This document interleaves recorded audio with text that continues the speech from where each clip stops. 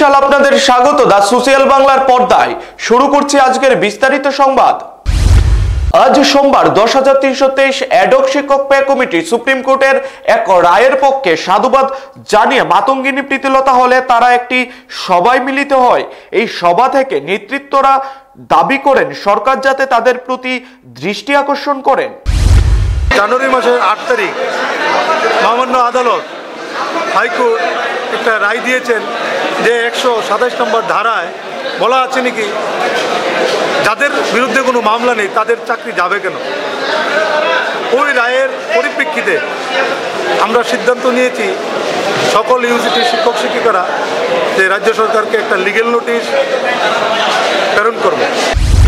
Factories and boilers অর্গানাইজেশনের পক্ষ থেকে জাতীয় সুরক্ষা দিবস ও সপ্তাহ উপলক্ষে মহারানী তুলসীবতী বালিকা বিদ্যালয়ে এক বসে আঁকো প্রতিযোগিতার আয়োজন করা হয়েছে। এই অনুষ্ঠানে উপস্থিত ছিলেন অর্গানাইজেশনের চিফ ইন্সপেক্টর সজল দাস।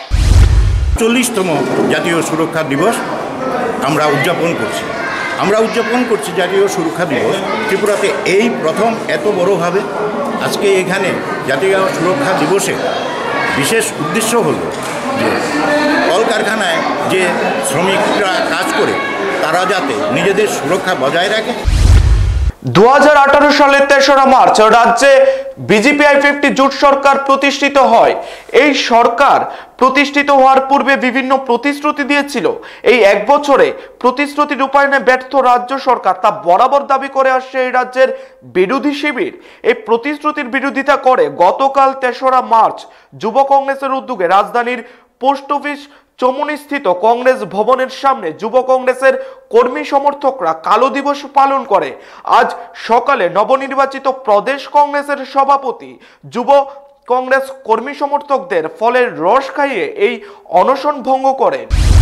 प्रोटेस्ट ছিল আর এই सिंबॉलिक प्रोटेस्ट ये आज क्योंकि 1 साल हुआ है सरकार का और बहुत प्रोमिसेस किया गया था, बहुत प्रोमिसेस फुलफिल नहीं हुआ है, तो यूथ कांग्रेस ने ये सिंबॉलिक प्रोटेस्ट किया है।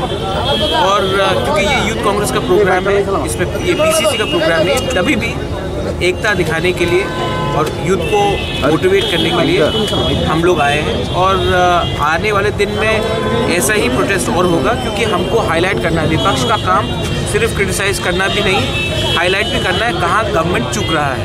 इसी के लिए ये सिंबॉलिक प्रोटेस्ट हुआ। 1 साल सरकार का हुआ है और आज तक सरकार ने अपने बहुत वादे को पूरा नहीं किया है, इसी के लिए। আজ মহাশিব চতুর্দশী। প্রতি বছরের ফাল্গুন মাসে কৃষ্ণপক্ষের চতুর্দশী তিথিতে সারা বিশ্বের হিন্দু সম্প্রদায়ের মানুষেরা এই দিনটি নিষ্ঠার সাথে পালন করে থাকেন। এই উপলক্ষে রাজধানীর সেন্ট্রাল রোড স্থিত শিববাড়িতে এদিন প্রচুর সংখ্যক পুণ্যার্থীরা পুজো দিতে আসেন। এদিন শিববাড়িতে এক বিরাট মেলারও আয়োজন করা হয়। বিকাল 4:36 চতুর্দশী লাগবে। আজকে সারা রাত্রে পুজো হবে। প্রহরে প্রথম 7টায়, সন্ধ্যা 7টায়, তারপর রাত্রি 10টায়, দ্বিতীয় প্রহর, তৃতীয় প্রহর রাত্রি 1টায়, আর শেষ রাত্রি 4টায় হলো চতুর্থ প্রহর। তারপরই বাবার পুজো হবে। তারপর কালকে সন্ধ্যা 6:40 নাগাদ চতুর্দশী ছাড়বে। এই শিব মন্দির একটা ঐতিহ্যবাহী মন্দির। সবাই যায় এখানে আয়া বাবারে স্নান করাইছে। প্রতি বছর ভীষণ লোক সমাগম হয় এখানে এবং বিভিন্ন দোকানিরা দোকান করে এখানে।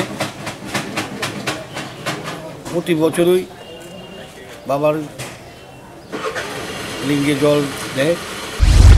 এখন খবর এই পর্যন্ত। পরবর্তী বিভিন্ন নিউজ আপডেটগুলি দেখার জন্য চোখ রাখুন দা সোশ্যাল বাংলার পর্দায়। নমস্কার।